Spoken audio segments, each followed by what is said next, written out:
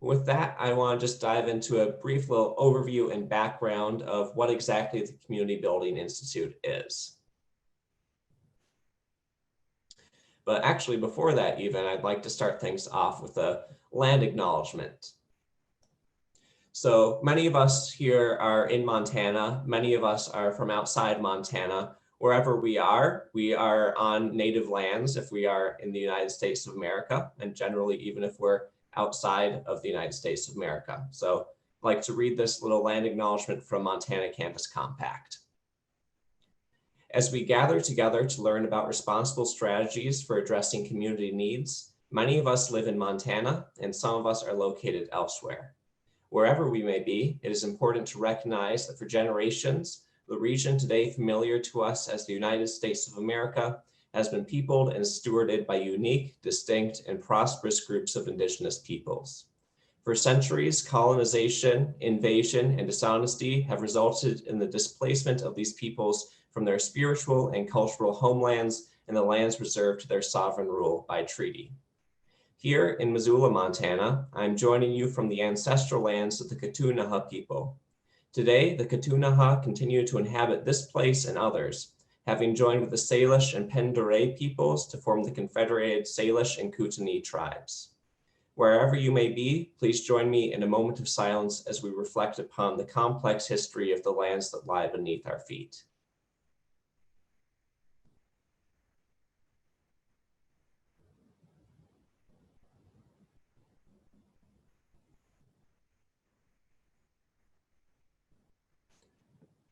Here in Montana, we think that recognizing our native peoples is very important. And for those of you joining us from outside the state, hopefully your own organizations and your own states and communities feel the same way.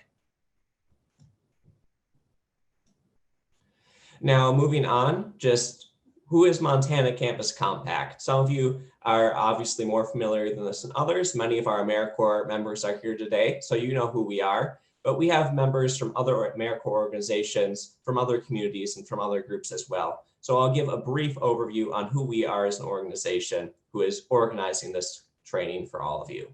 Whoops.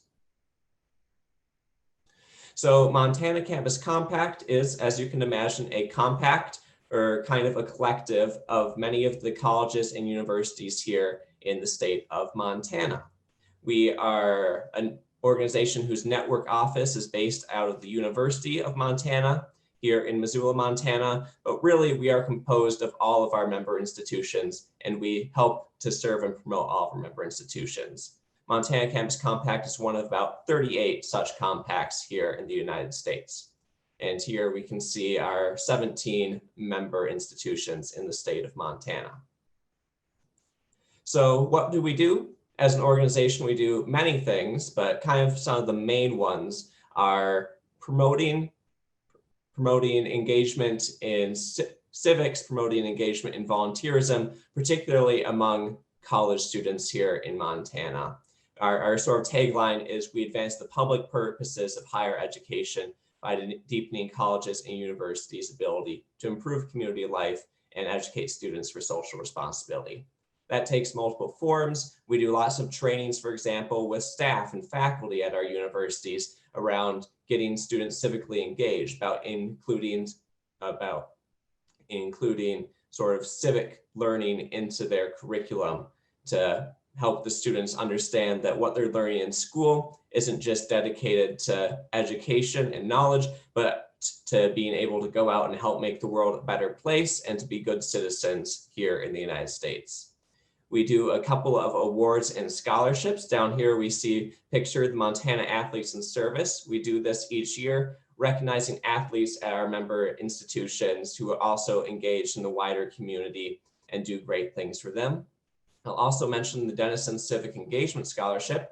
I know we do have a handful of students from University of Montana and perhaps a couple of other Montana colleges joining us. The applications for the Denison Civic Engagement Scholarship are now open. It's a $1,000 scholarship open to Montana college students. And so if you consider yourself civically engaged, if you're out volunteering, if you're doing things to promote the wellness of your community, or otherwise just build up your community, consider going out to the Montana Campus Compact website and looking at the application for the scholarship. It could be a great opportunity for you to get a little extra money to help you pay for school. And if you have questions about that, you can also feel free to send me a message, send me an email. I'd be happy to get you additional information about that scholarship.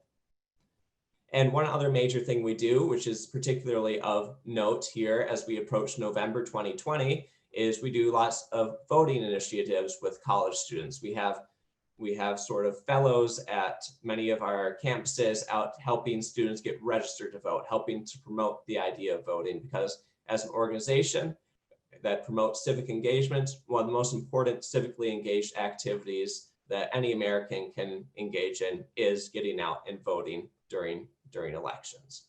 So that's a little bit about what Montana Campus Compact does.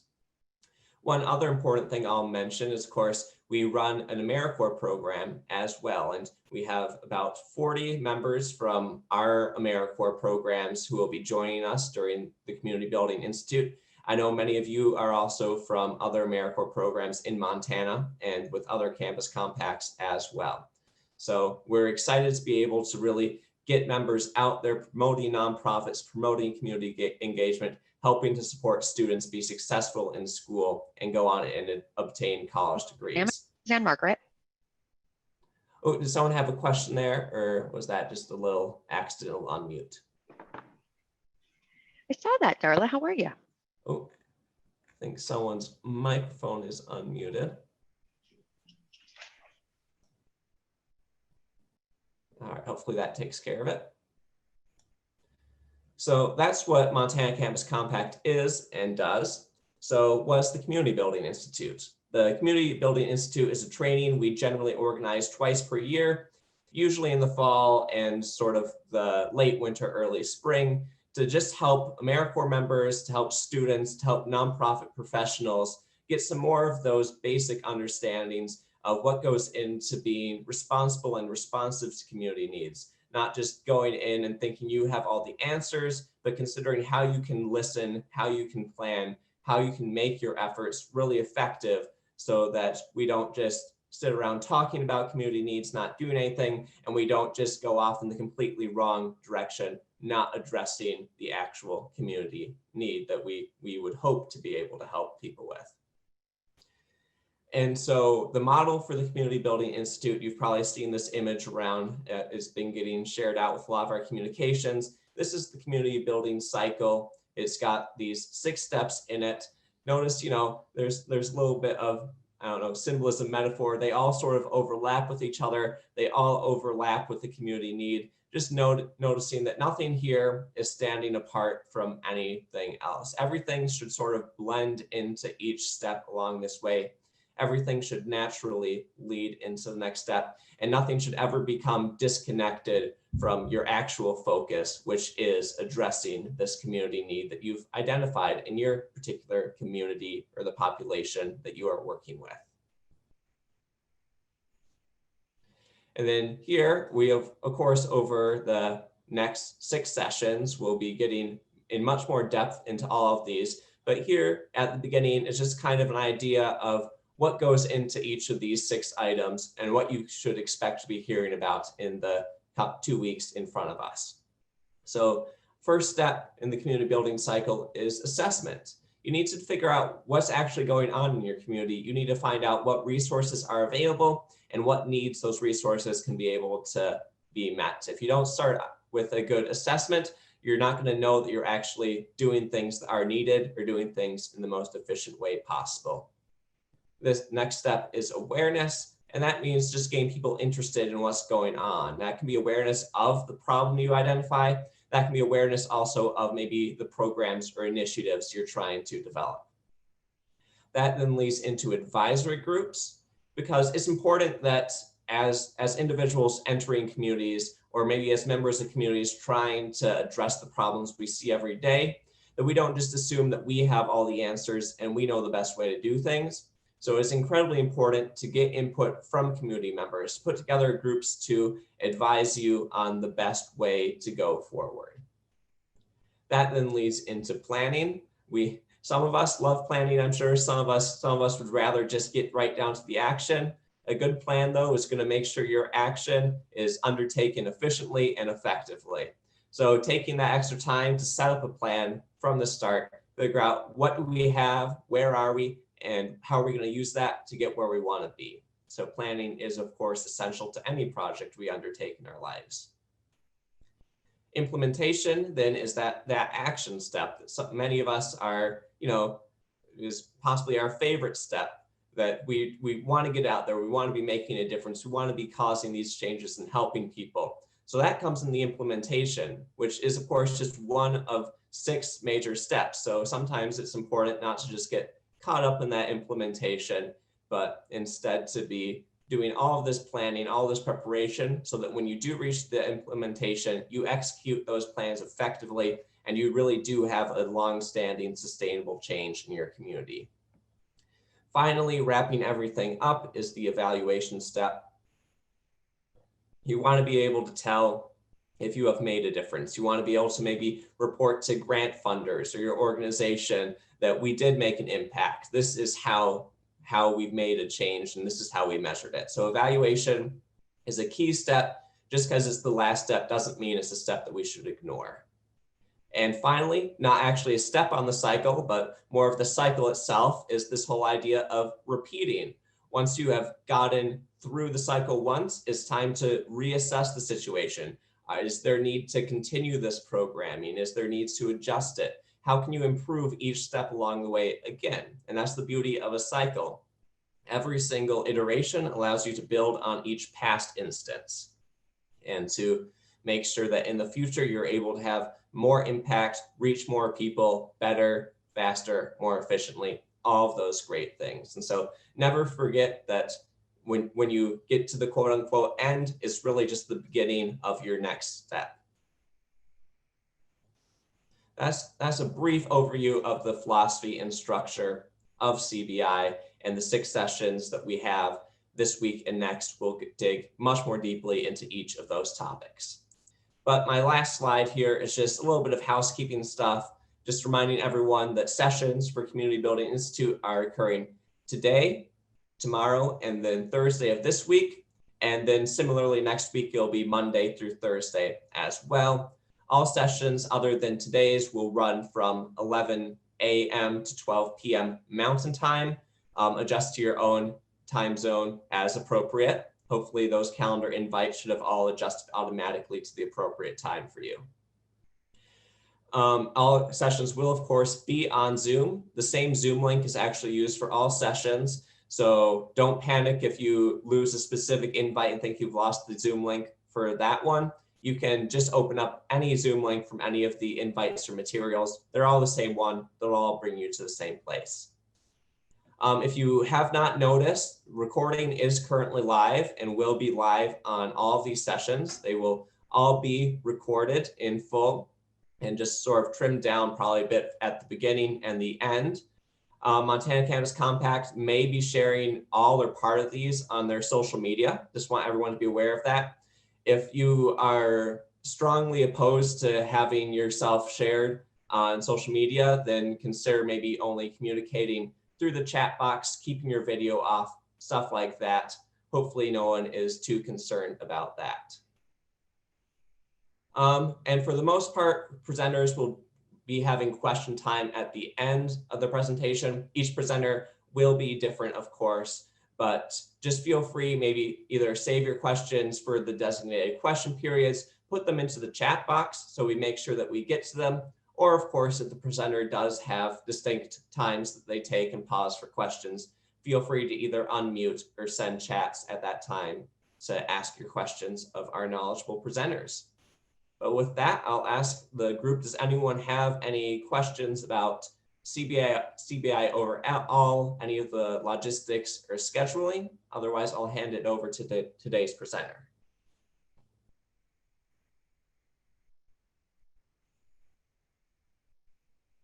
All right, I'm not hearing any questions here. So once again, feel free just to send a chat at me. I'll be monitoring chat throughout our sessions for the next few days, and I'll get back to you on those. But without further ado, I think, Laurie, I'll turn off my screen sharing and hand things over to you. All right, thanks, Eli. So we'll start out actually with a poll, which Eli will be launching. I have 3 questions to help me get to know all of you. So the first is connected to that land acknowledgement that Eli did. It's great to see Campus Compact has a specific land acknowledgement. Go ahead and answer this question regarding the land where you are today or the land where your organization is housed.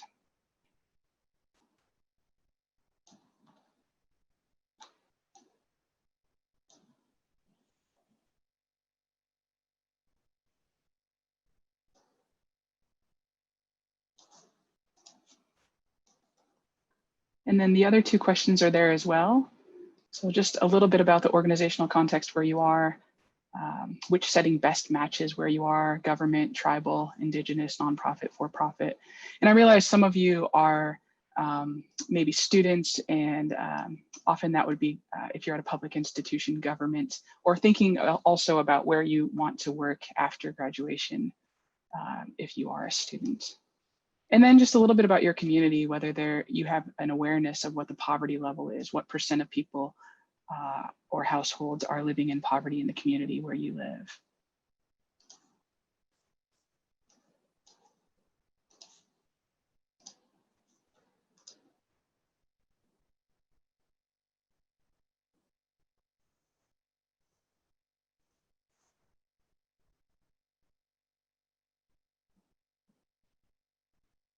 And then Eli, are you able to share the results? Yep, I'll give people just 1 more minute here to finish the responses, and then I will post that up. So people take about 20 more seconds here to get your responses in.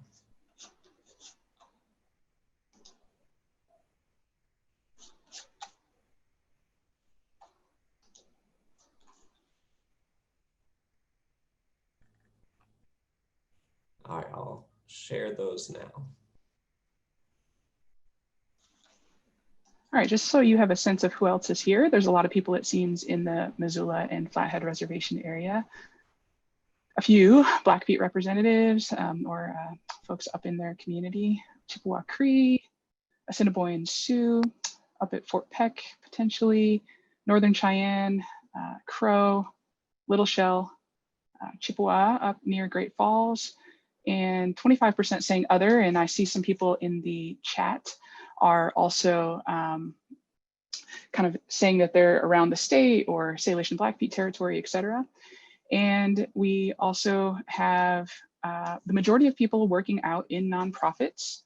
And we have a lot of people out in government settings, a few in tribal settings, and a few in for-profit settings. So as I'm giving my examples, I'll try to keep that in mind, that the majority of you are in nonprofit and government settings, but also keep in mind those tribal and for-profit organizational contexts. And then if people were guessing, you can actually look this up, and some of what I'll go over this morning is ways to go find some data. You can look up the % of people living in poverty, and I'll talk a little bit about why this matters. Some have a pretty low poverty rate, but most people are saying that they're at 10% or over in their communities, which is something that will have an impact on a lot of the social problems and issues that you might be facing, the needs out in your community. All right, so I will screen share my PowerPoint here, and we will get started with some content.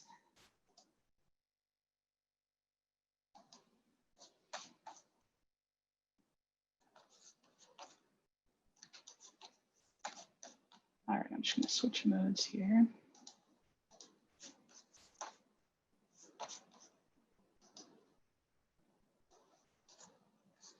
All right. That mode is not ideal, but I think I'll stay there just for the sake of keeping us moving forward here. All right, so my name is Laurie Walker, and I am an associate professor at the School of Social Work. And I know we have a Vista place there this year that seemed like they were logged in to this session here today. We haven't met in person. I'm on sabbatical this year, but I've taken the opportunity to stay involved in Campus Compact here because I think the work is so important. So a lot of what I teach is around community engagement and also the how to assess needs in the community, do program evaluation, and those sorts of topics. And I myself always start out my sessions with a land acknowledgement. And since we already had one, I won't add to what Eli shared, except to say that we honor the path that the Salish and Kalispel people have always shown us in this place. And we will continue to work with them to care for this place for generations to come. And just like the cycle that Eli shared around the, just keeping track of my chat here as well. Make sure there aren't any questions coming in. I got a hello from the social work department there. It's great to meet you online. So we are, anytime you're working with an individual, with an organization, with a community, you can go through a problem-solving process like the one that you saw on that first screen. And I wanted to point out how great it was that Campus Compact has put that process in a circular format, which is consistent with Indigenous worldviews that aren't linear, like first you do this, then you do this, then you do this, but more of a circular relational kind of way of going about doing things. And whichever model you use for your problem solving process or your community building institute kind of structure that you're going through, you want to start with engaging and exploring with people, assessing what's going on, which is what I'm going to focus on here today as needs assessment, setting goals, planning, intervention, evaluation, and termination. And again, anytime you're working with anyone on anything, if you're a public administration student, for example, and you're thinking about implementing a program in the bureaucracy that you hope to work within or currently work within, you can use this process. If you're out working with an individual in a food bank, you can use that same process. These tools are applicable in many settings. And part of why I pointed out that circular reference on the structure of the Community Building Institute process that we went over is there are common Indigenous values that are really important, especially when you're working in places like Montana that have a high portion. It's like 7 times the rate of the national average of Native Americans in our community here. And so we want to go about our practice, and I heard Eli using a lot of this language, that we have a responsibility, that we want representation on these advisory groups, that we want to be responsive, respectful. These are all common Indigenous values that are generally true. Each Indigenous culture has its own culture and practices, but generally as you're moving from one Indigenous community or reservation context to another, you can find these things in common, that we want to have a reciprocal process. They don't want a nonprofit to come in, no one does really, and assess needs and tell them what they need to do without including them in a reciprocal kind of give and take where we can be working with each other to define what the problems are and what's the most urgent and how to go about solving those. And if we're going to do engaged knowing, which anyone involved in a Campus Compact organization, anyone in a public institution that has a common good, the public good that we're striving for, we want to have an engaged knowledge building process where those ideas and the community priorities emerge from those reciprocal relationships. We don't want to do something off in a silo and then come and present something to someone. Even though a lot of our social planning processes, which I'll describe here in a few minutes, tend to be pretty top down. We're experts in a suit and tie in an office, making decisions on behalf of the public. Maybe they elected us to be there or hired us in an organization to make decisions, but we still need to be doing it in a way. And the more we move forward into the future, the more we're called to that level of accountability to be reciprocal and not just do for, but do with.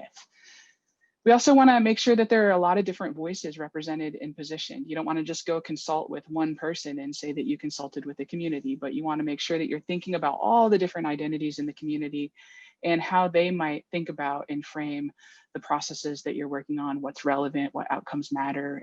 And it can help us avoid missing key constituents if we're out engaging with people early and often. We also want to make sure that they define who's included and who's excluded. A lot of times our, for example, nonprofit government program funding might say that we can't serve an undocumented immigrant or someone who's not a county resident, although we might be housed organizationally right on the edge of a border, whether it's tribal or county or whatever it might be. And so they may say that doesn't work for us to take county money and only serve county residents. And so then you can go out and potentially raise money that says, okay, if we're going to serve anyone outside of this county boundary, then we're going to serve them with this pot of money over here and help you figure out some of that inclusion and exclusion criteria. You also want to make sure that that representation and positioning in your engagement methods, whether it's an advisory board or people on a action research team that are coming along and doing things with you, or someone in a public policy setting, maybe proposing an idea of a policy that needs to be implemented. And maybe they bring the idea, they tell you that it's a social problem, something like missing and murdered Indigenous women, for example, in the policies that are being worked on today. You want to make sure that it's relational, that it's respectful, that it's responsible, all those things that Eli already said.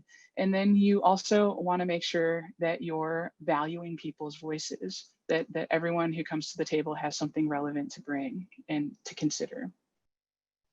And the reason that I asked you about those poverty levels in your community is that there are classifications in terms of high poverty, over 20%, extreme poverty, over 40%, that are important to keep in mind when we're talking about what are expected outcomes or expected needs in a community.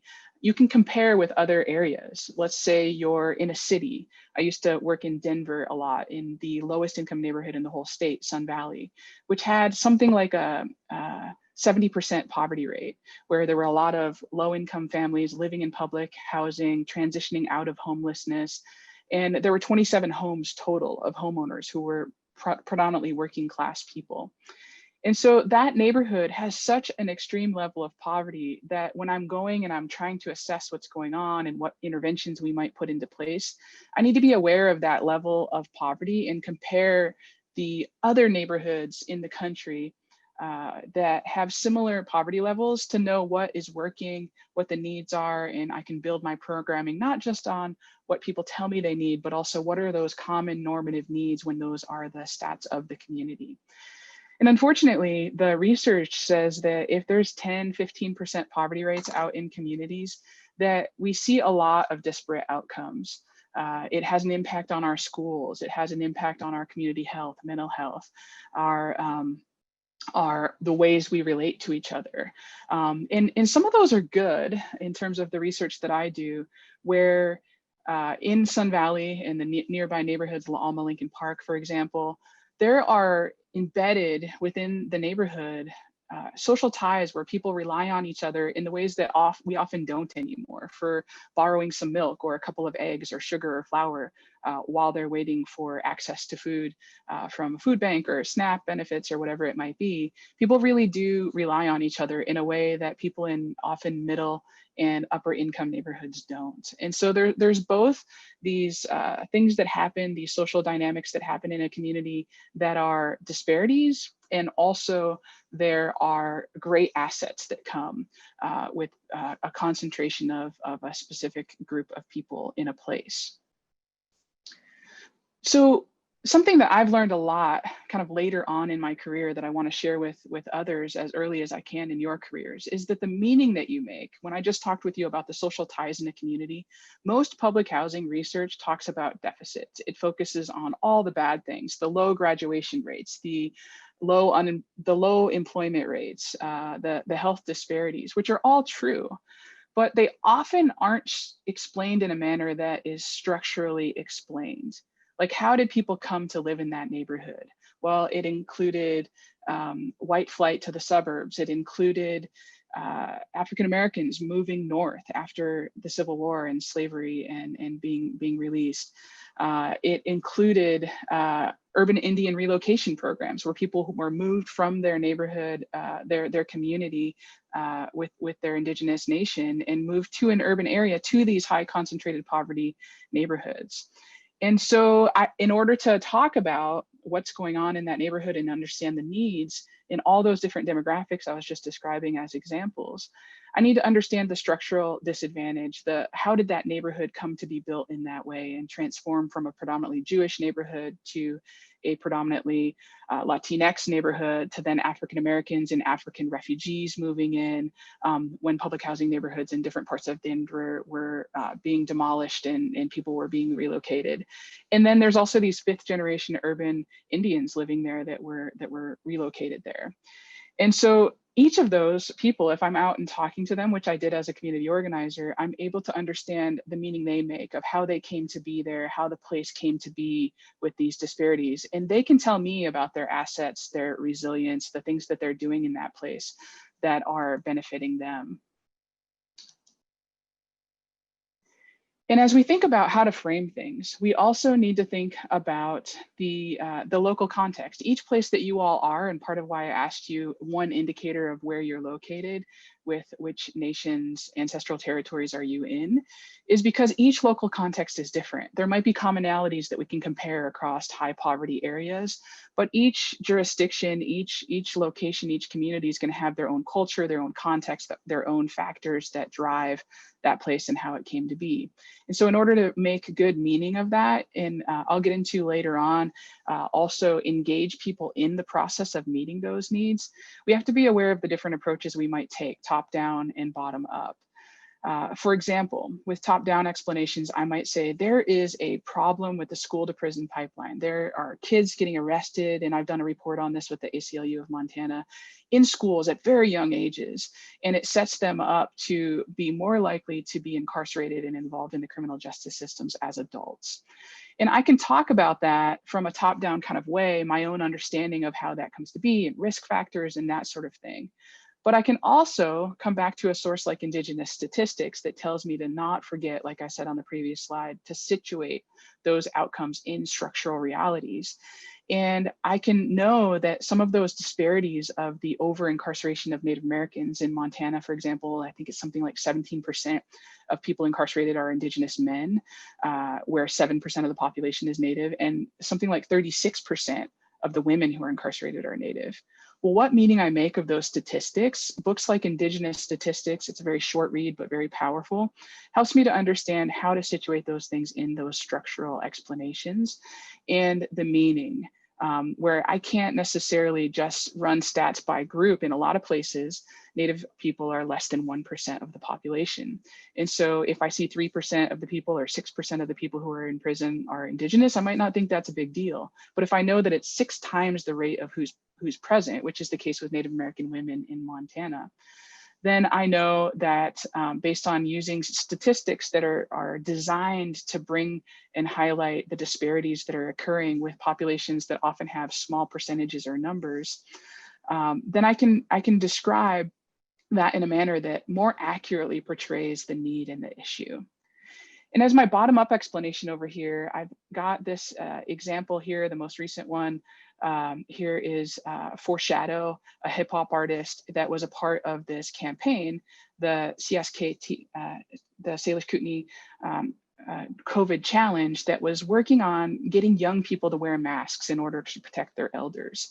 And wisely, this council knew that if they were going to get their mask wearing compliance and choices in place for people to stay at home and be safe when they're out and about, they needed to engage young people in order to protect the elders in their community. And so there were several artists. I happen to know Foreshadow, so I'm highlighting him here. His sister's a graduate of our social work program. And they used their craft, their skill, their art to put things out on TikTok and to challenge people to engage like young people do on the platforms that they do, in a manner that brings awareness to this public health crisis and what we can do to intervene. It's an example of a community engaged, a council making a decision, an organization, but doing it in a community engaged manner that I think is key via social media during this time of our social distancing during the pandemic. I mentioned briefly social planning, which a lot of you who are in public administration will likely be doing a lot of. And I'll also be talking about community development, that is more of this kind of us doing things together, shoulder to shoulder. My background is more in community organizing, going to institutions that make policy and asking them to make incremental changes that are beneficial to the community. And then things like Black Lives Matter and those sorts of social movements. Right now, there's a land bought back movement in Indigenous communities to give back stolen land. That would be a social movement. So in terms of social planning, the key things to keep in mind, and I've got a couple of examples of people I know enrolled in this training last year, is we're looking at complex problems, things like missing and murdered Indigenous women, homelessness, and we're trying to have a rational decision-making process, often with those experts, those people in suits and ties in business or public settings, who work with consultants and experts on specific issues. They often work with task forces and collaborations. They collect a lot of data and put that together in reports to try to assess what to do. Examples of that would be recently in Missoula, there was a lot of pushback about wanting to defund the police from local activists. And the city and county response to that was to put together some committees and work to assess what the issues were. And people were talking about how they need more housing, they need more access to mental health services, and that they don't want people on the streets arrested, but they would rather that a social worker, rather than a police officer, show up and talk to someone as a first contact in a crisis, who has that skill set to assess what's going on and to try to figure out what to do. And so the city and county was able to efficiently apply for some grants and get funding and reorient some of their programming. They're still investing significantly in the local police force, but they're listening to the community and adjusting what they're doing to at least kind of meet the needs that some people are identifying for how there's an over-incarceration rate also of people who are homeless, and how to avoid some of those realities. So you can use data, you can use task forces, you can listen to the public comments that happen at a local meeting and change the direction of what you're doing. The risk of social planning is it's often seen as a stall tactic, top down, and something where we plan and put things up on the shelf. But honestly, in this era of grant funding to address the COVID pandemic and other realities, I think we're getting better at not leaving things up on the shelf, but listening and immediately putting things to action. And that's a skill set that those of you who are out working and doing AmeriCorps work or preparing to be public servants, that you need to not match the stereotype of what social planning tends to do, but roll up your sleeves, be active, get to that implementation stage that we were talking about at the beginning. Social planning also sets goals that are very clear and deliberate and planned. I'm guessing that those initiatives that I described about having social workers out on the street have very clear goals about the number of people, the number of hours, the number of contacts that they expect, and they're probably tracking and measuring how many of them get access to services instead of incarcerated. We also need to talk a little bit about community and locality development, which is what a lot of you are also probably doing, where you're out in a nonprofit and you're trying to build a sense of community, a sense of empowered action, cooperation, consensus are probably all words that you hear around the office, where you are trying to get local communities involved. And often through community development block grants and other sources, local cities and counties have federal funds to distribute to get local communities to solve local problems. Often this is done with natural leaders who are out in the community that have been involved often for decades. And they are really good at building community, building relationships, staying in the neighborhood or in the organization for really long periods of time and engaging in a manner where there's genuine long-term engagement. This is a really slow process. It often doesn't address some of the structural things that are happening, but will do something like, hey, city and county, can we please have a dumpster so that we can clean up the trash and the litter in the blowing plastic bags I was hearing about up in Browning from some students, in a manner that kind of cleans up our neighborhood and gets rid of any used needles or through needle exchange programs and those sorts of things, where you're actually out and physically doing things to improve your community and not necessarily kind of going upstream and figuring out why is this happening, except maybe through relationships with the people that you know are also involved in those activities. The goal for this is often shared local leadership and the community themselves working on that improvement and that connection.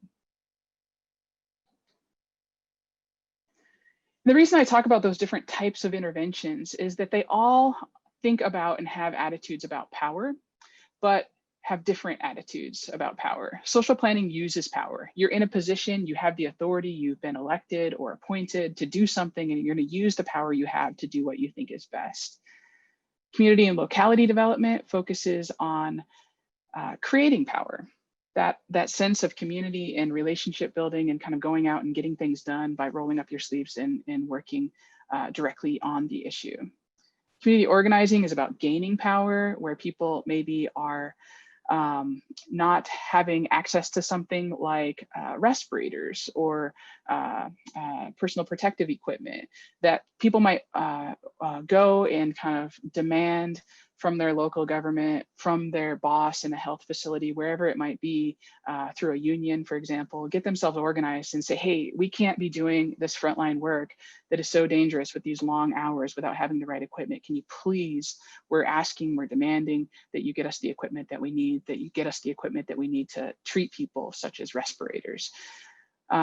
So if that energy comes from the bottom up, and there's a direct ask and a pin of someone in a position of power asking for those things, that's community organizing. And for those of you who are out in public institutions wanting to do public administration work, I encourage you to welcome that community organizing, that bottom up ask, because they've already done the work of identifying a need, getting people organized, and come to you, and they're just asking you to use the power that you have to get things done. And then with social movements, a lot of it is about understanding power. People standing out on the street, protesting, talking about and naming what's going wrong, putting it out on social media so that we can all understand where there might be some disparities in social justice issues. There are a lot of different ways that you can go about assessing needs, and some of them are ideal for pandemic realities, such as a windshield survey, where you can drive around in your car, or these days sit at home and get on Google Maps and walk around on the street view and assess what's going on. A part of your assessing the needs and what's happening is not just looking at statistics and numbers and words on a page, but seeing buildings, seeing people, seeing how things are happening, photos, and actually, in this case, socially distanced browsing at what's going on to get a sense of, and I encourage you to do this if you're new to a community, when you're driving around and going to the grocery store or to the bank or wherever it might be, that you're constantly kind of observing and paying attention to what you've been hearing from the community and what you can see or observe, not to be ableist with assuming that everyone has vision, but what you're able to, through all of your senses, observe what's going on in the community. We can also use GIS maps and data, photos like this program. PhotoVoice is a way of putting cameras in the hands of people, or nowadays you just have people use their cell phones and they can document the plastic bags blowing around in the wind in Browning, for example. People were able to go out with their own cell phones while they're out and about during the early stages of the pandemic and document how there were plastic bags blowing around. And it's a technique like PhotoVoice, where they have the camera and the power to define what the problem is and give you an image of that. And then you can also start asset mapping. This here is paying attention to the gifts of individuals you have in your community in a very community development kind of way. The organizations are assets as well. Don't just think of individuals and their talents and their skills, but also think about faith-based, neighborhood, cultural groups, block groups, etc., like neighborhood watches maybe, that are other structure, meso level, as we say in social work, but those organizational places where people are already gathering and talking and identifying and connecting with the assets, but also identifying problems and issues to address. And then you've got your institutions, the public components, or what we often call anchor institutions like universities and hospitals, sports stadiums, et cetera, that have money, that draw people in. We're hearing about those a lot in the news these days, about how much money a festival or a sporting event or whatever might bring into the community, that those events themselves are anchors in our communities, and part of the dilemmas that we face with what we do or don't do in our public spaces together during a pandemic. You can also find all sorts of data online. Existing data includes the US Census, where you can go and find things for your local town, your county, or different areas. You can go to the Kids Count data with the Annie E. Casey Foundation out of Baltimore that has national data on children and youth because they want to see the upcoming generations thrive. You can also look at federal and local stats and reports. For those of you in Montana, I have a few links in this PowerPoint we'll go out to later on that get you to programs. And for example, I look at this every year as I do this presentation, and I learned this year that we have a Communities That Care program in Montana now. It used to be something that I talked about as a program that is in places like Longmont, Colorado, and others like Montana. And now I learned that we have those programs here in our community, and I'm able to kind of connect to those here at the state level and see where those programs are and what they're doing. They're fairly multi-million-dollar investments in trying to create change on community needs, often around youth violence and substance abuse and suicide, those sorts of issues. And so they're bringing great resources into our state that we might be able to see and use in our other communities as well. And then if you're in another location or you want to compare things with national data, we also have links here to other national websites. As you're gathering data and information, you can also talk to key informants, people out in the community who are stakeholders who have knowledge of those issues. You can develop panels, have public hearings or community forums. You can develop focus groups where people come and talk to each other, and you get more information by having them validate and counter each other in different perspectives in a very efficient amount of time. This can also be done on Zoom, where you check in with lots of people at once. But when I say lots, I mean like 6 or 8 at a time, but maybe you have 2 or 3 focus groups to try to get to the heart of the matter a lot faster than trying to set up 18 interviews. You can also do surveys, which again can be launched online through different online platforms like Google. You can do surveys. If you're at a public institution like a university, you might have access to Qualtrics or SurveyMonkey or different tools like that, where you can get a lot of data with people just clicking on their computer from the safety of their home.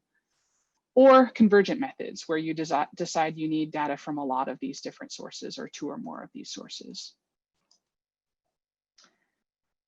Community readiness is something that you heard about in the introduction that's really important because you can put an intervention like Communities That Care into a community and spend millions of dollars and not see an outcome if the community wasn't ready and it didn't assess that as a need and didn't assess that intervention as the right thing for them at that time. So you need to know what the community's perceptions are of the problem, what resources exist in the community, what strengths and challenges are there, and what the political climate is like. And there's actually, through the Tri-Ethnic Center, I think they rebranded themselves at Colorado State University, there's an actual process you can go through where you interview, I think it's 4 to 6 people in the community in key positions and get a sense of how ready that community might be for a certain intervention in a really short amount of time. And like I mentioned before, you have a problem like youth violence and you put an intervention in place. If that community isn't ready, you're not going to see a decrease in youth violence. There only is going to be a decrease at the levels you would expect from putting an intervention in place if that community is ready and they help moderate through their own relationships, through their own organizations and implementation of your solutions, those outcomes. And part of why, and this is what I study, is because we need people to be connected to each other. We need to have them know what the problems are. We need to build some consensus, figure out what those evidence-based solutions are. And then if they're going to be implemented and then sustained after, if we're in a service year and we're only there for a year, those things are only going to be sustained over time if people are implementing them after we leave. And it's important to know that readiness for change can happen at an individual, organizational, or community level. There might be an individual that doesn't think that they need to wear a mask in public, for example, or there might be certain organizations that don't mandate that when you come into their business or have a meeting in their location that they wear a mask, or a whole community. I heard Governor Bullock say a couple weeks ago that he's never heard, and I'm intentionally not saying the name of the county, but that this county asked for the state to come in and take over their governing. And in some ways, he was saying that that county was not ready to have the COVID precautions put in place, and that they needed to go through their own process, which they've been doing since then. They put some proposals through, they decided they were too restrictive, they voted them down, and then they came out in the media this week and had some other proposed solutions.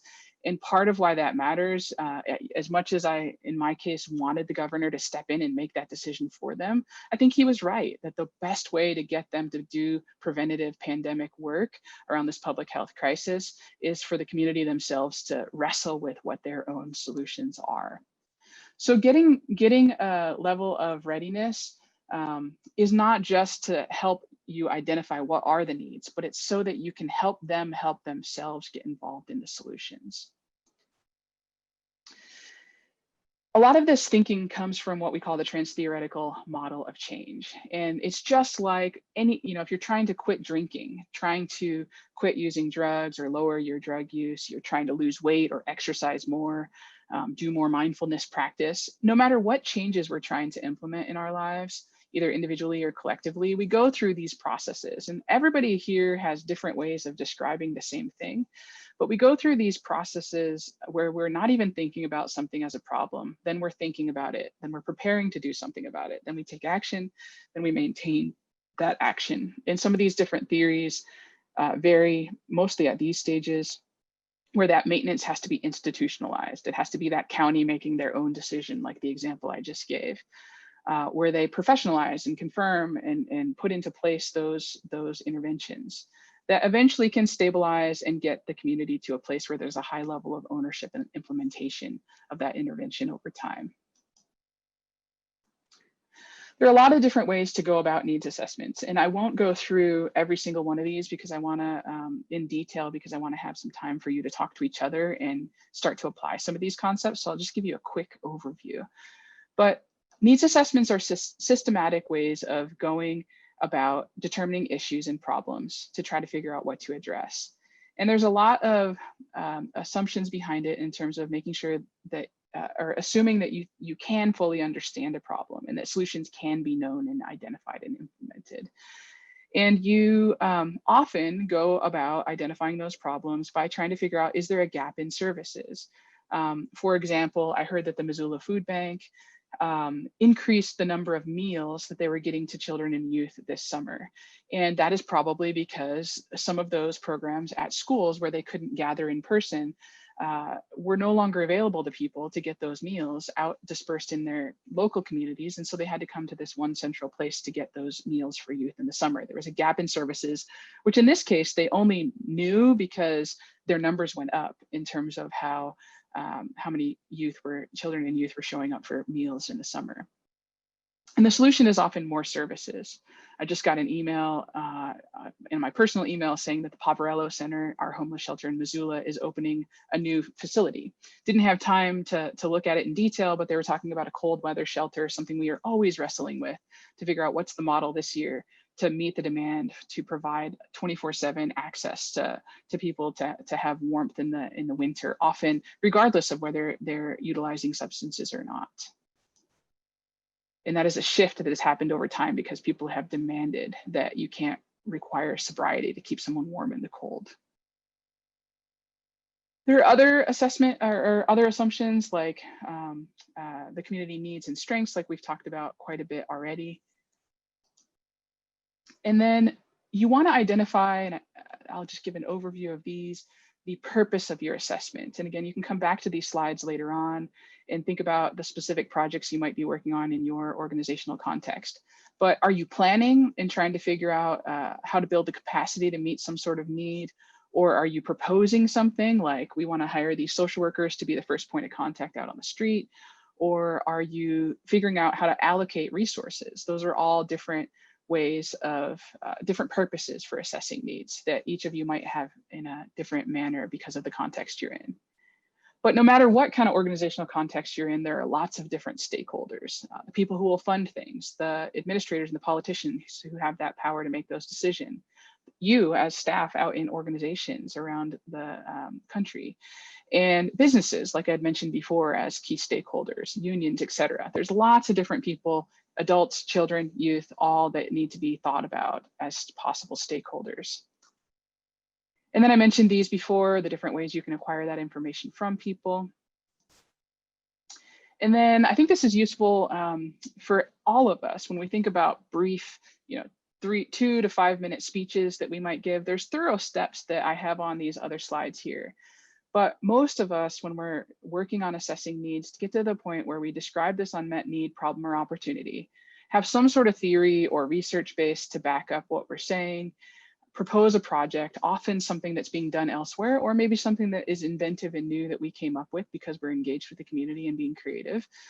And then connecting that to a place or an organization, which often in this case, you all are already rooted there, that will complete that assessment, and perhaps other organizations that might help you implement and collaborate to get that done.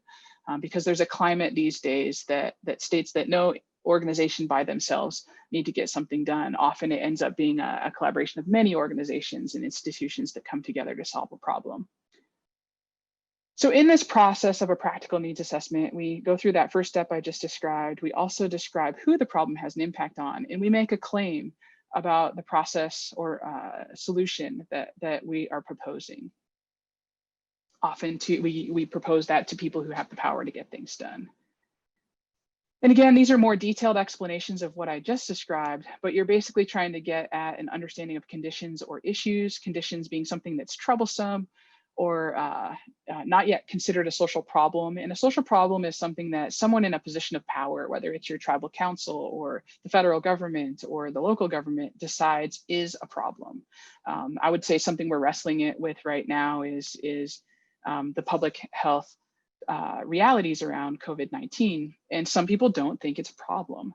And their lack of mask wearing is associated with them not identifying it as a problem. Their lack of changing their behaviors around gathering in large numbers in public and having super spreader events is because they don't believe it's a social problem. And so that would be an example of someone having power to do something about a problem and not doing that. They're like, oh, it's just a condition, it's impacting some people, but not everyone. And they're kind of downplaying the dangers of the reality we're facing.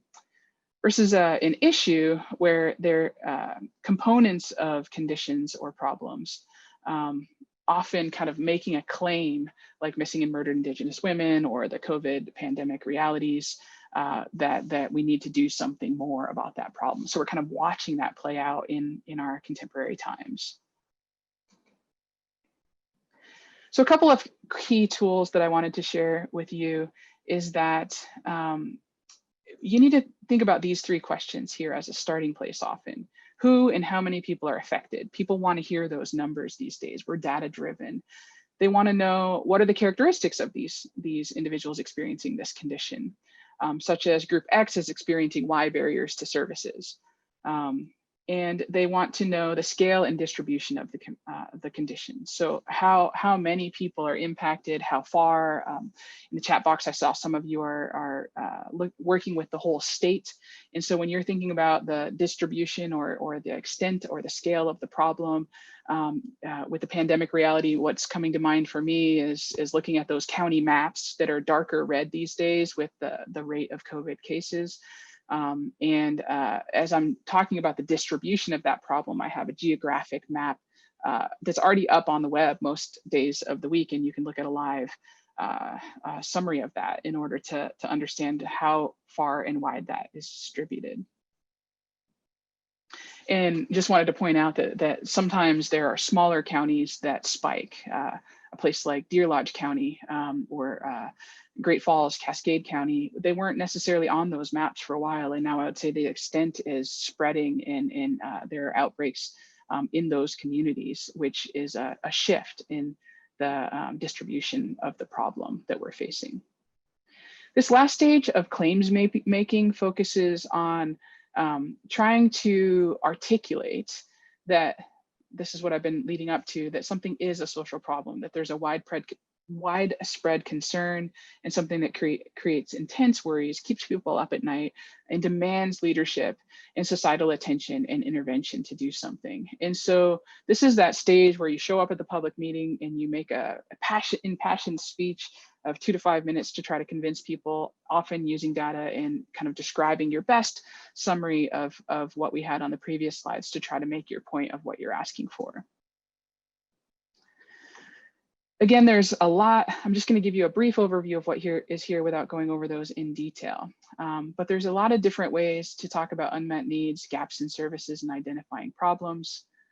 There's a lot of different reasons why you might conduct that needs assessment that you can look into, and hopefully these can help you articulate that. But how you assess that need or describe that need could be an expert perspective, like those maps from public health experts up on the line, where it's a normative need that we need some sort of public intervention when our cases go over a certain number per 100,000. Or it could be clients' perspectives, their felt needs, their expressed needs, that they need access to groceries. We've shifted the way we grocery shop, for example. If you don't feel safe, I just in the last week didn't feel safe going into the grocery store again.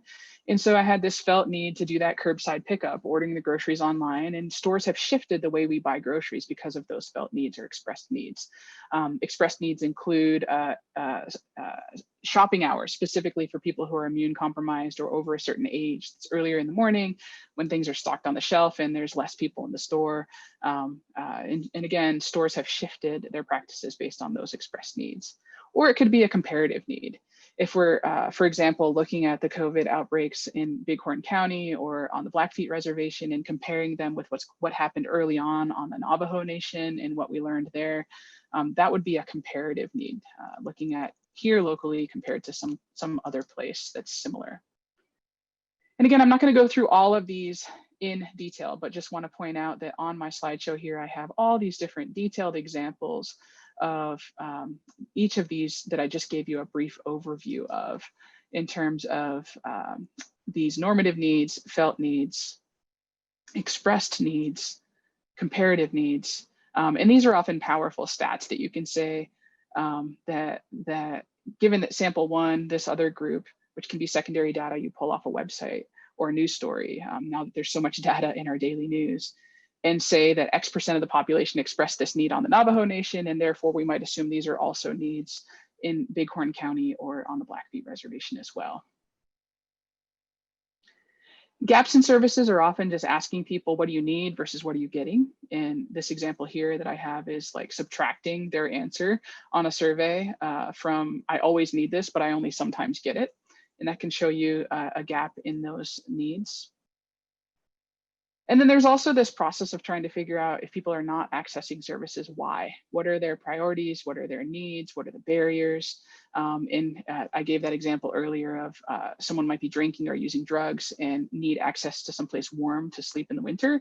And they're not accessing services because of sobriety requirements. And so organizations here in Missoula have started to shift those in general, I think, but also particularly in the winter.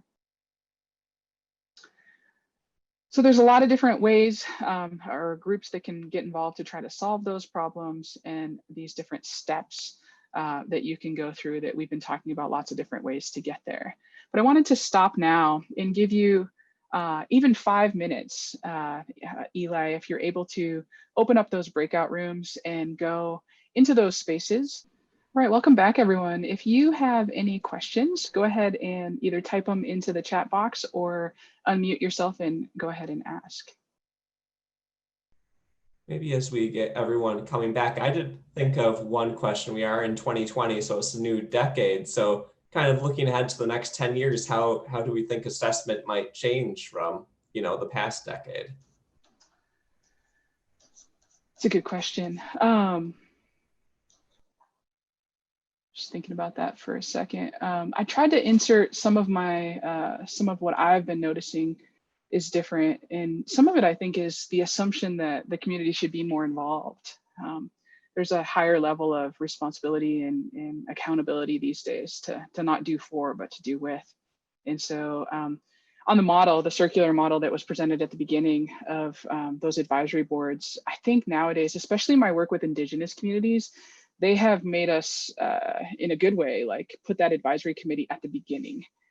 So they need to tell us from the start how to go about doing things, what our processes should look like, how we frame the data that we're collecting. So it used to be that we could wait until later in the process and run our ideas by people and they'd sign off on them. But I think the practices are shifting as Indigenous sovereignty pushes the practices forward. It's impacting needs assessments in every setting as we change some of those practices. Any other questions or comments, things people want to add? I have a question. So in the breakout room I was in, Octavia mentioned how it's a lot easier to build up bad faith than good faith with actions you do.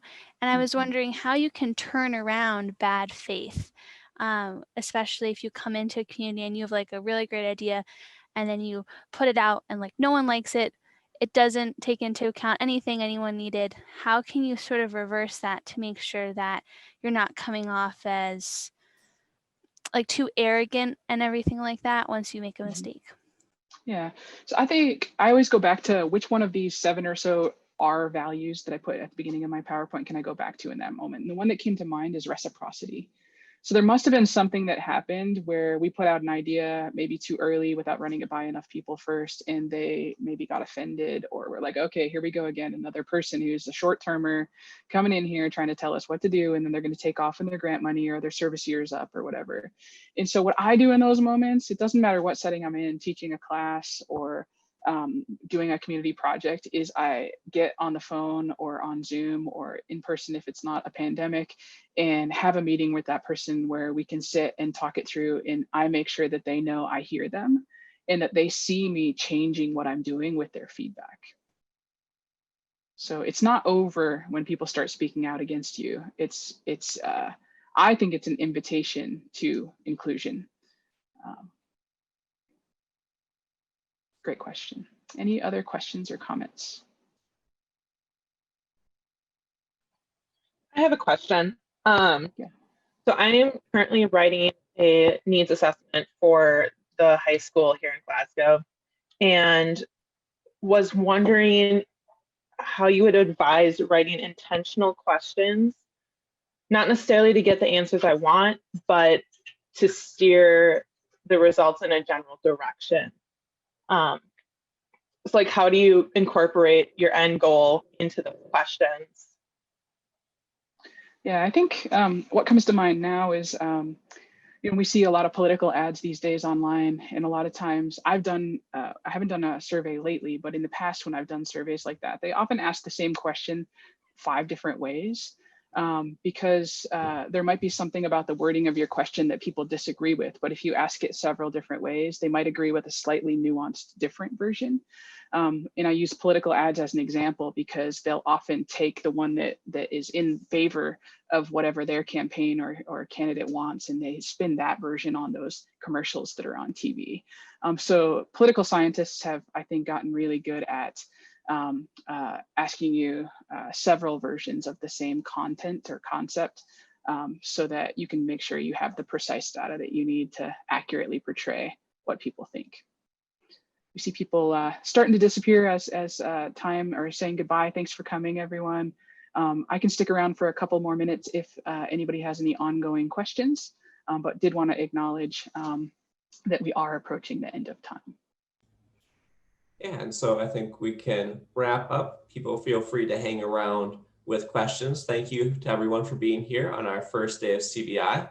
Hope to see you all back here again tomorrow at 11 o'clock Mountain Time, and of course at whatever time that is in your location. Hey, Laurie, I have a question. Yeah. I'm in Billings, and I'm in AmeriCorps Vista, and I'm working for a nonprofit that provides a very specific method for treating individuals with mental health diagnoses, and also working with kids with special needs. It's equine assisted therapy. So I'm the second Vista, so they had a year already under their belt of working with a Vista. So I arrived and there are a couple things I want to be able to do. I want to be able to figure out what the need for this therapy is, but it's kind of hard to do because it's very specific. And when I talk to mental health providers in Billings, I feel like they're thinking that I'm trying to like steal their clients or something. Mm-hmm. But I think they all, you know, struggle. I mean, I'm sure they struggle with people who maybe aren't making the progress that they'd like to see in traditional talk therapy. But, you know, so I feel like it's just really awkward. Yeah. Yeah, I think a lot of the practices that are starting to shift is that attitude of competition. Mm-hmm. A lot of times when people have that, it's kind of an older way of thinking. And for most practices, we can only get things done if we're working together. And so I would assume they have fears, and I would build a relationship with them to ask them a little bit more just about how is business? And are there things that, are there clients that you just, for whatever reason, don't have much success with? Are there people that you feel like need more than you can give them? And reframe those questions. And some of what I've found, like Psychology Today and different online sources have lists of different clinicians and different subpopulations that they specialize in working with. And so if you know that your program works really well, say with someone with autism or someone with PTSD that needs to connect with another being in order to heal from some of what they've been through, I might pick out the specialists on those lists and maybe start introducing the idea of what you're doing just by like sending an email introducing your service, saying, did you know that this can be really effective with this population with these sorts of outcomes, and kind of work on that readiness at that organizational or individual level, where a lot of times people need to be exposed to an idea multiple times before they're open to it. And so the first knee-jerk response might be defensiveness, but if they kind of unconsciously have this like, oh, I've been hearing that this works well for, gosh, there is this client I really can't help the way I want to. You might be able to bring them along to be open to having a deeper discussion with you if you kind of start with where they are. Okay, thank you. Yeah. Yeah, I guess actually just maybe an addition I'd have to that is if you are communicating with the mental health professionals in Billings and you notice like one or two of them are a little more engaged with you, are willing to answer your calls a little bit more, maybe really focus in on developing a relationship with them. And once you develop that good trusting relationship with them, they'll hopefully tell you more about this is how the community feels. And then they can also be maybe some people to join with you as you go out to other community members to say, so this is how this can actually go ahead and benefit or expand what we're able to do. So if you're not able to reach everyone easily, finding a couple of people who it's more easy to reach so that you're making sure you're getting good, thorough input from at least a couple of people who really know what's going on. Yeah, thank you. I mean, we work with a couple of therapists who do both therapies. So they work with our horses and they also have their office, their clients at their office. So they'd probably be the best people to start with. All right. Seems like we reached the point of getting all those questions and comments answered. Thank you all so much for your time. And I hope that you gained something from the session. And I am available through the University of Montana. You can Google me and find me and send me an email if you have any follow-up questions from here. So thanks so much.